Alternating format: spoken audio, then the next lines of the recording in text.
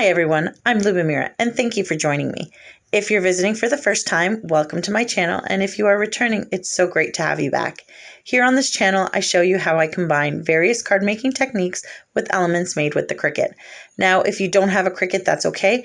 There are many ways of substituting the things I make with other products you may have in your stash. This video shows you how I make an element using Cricut Design Space to later be used in a card. If you are interested in the card tutorial, you can find a link to that video in the description below. And don't forget to like and subscribe to my channel. If you hit that bell, you'll be notified every time I post a new video and you won't miss out on any of the crafting goodness. I am keeping with my butterfly inspired theme and creating a simple layered card today. Let's get into the program. First, I insert a square to represent my card base and I resize it to 4 1/4 by 5 1/2. This gives me an idea of how large to make my elements. In the end, however, I created a slimline card instead of a standard one, so keep in mind the size of your card. Next, I insert 2 more squares and resize them to 5 inches each. These will be my stencil bases.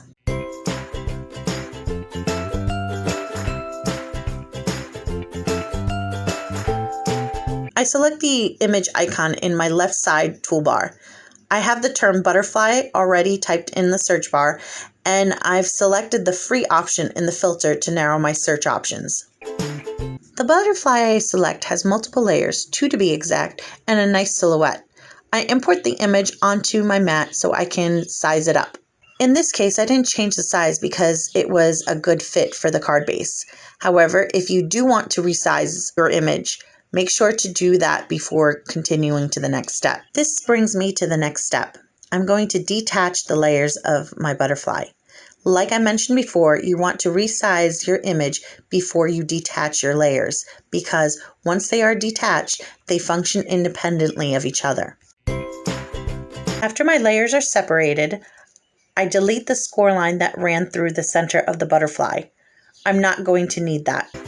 Next, I'm going to duplicate the bottom layer or the whole shadow part of the butterfly. When I have 2 bottoms, I realign one of those bottoms and the top layer so that they overlap like they did originally.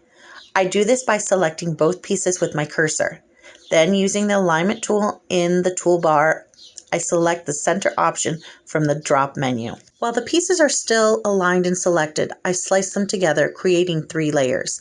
I am only interested in the little dot cutouts. I delete the other layers since I don't need them.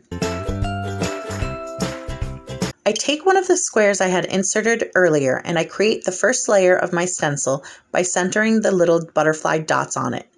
Once they are centered using the alignment tool, I can slice the square and dots together. Again, I delete the unneeded parts, leaving only the pattern in the square.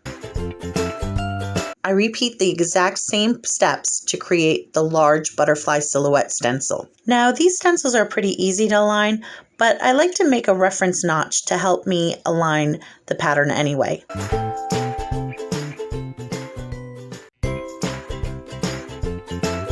To do this, I insert another square and resize it to 1/4 inch.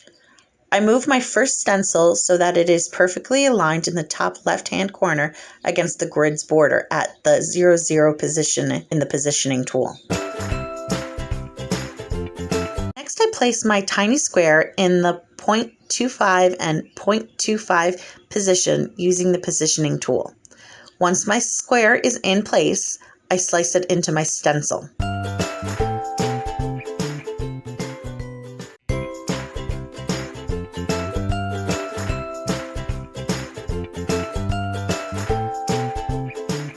I repeat the exact same process in the second layer.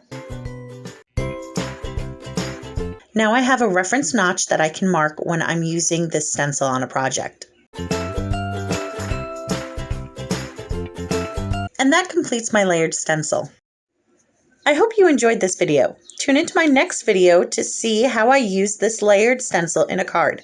Please like and subscribe my channel if you'd like to see more videos like this.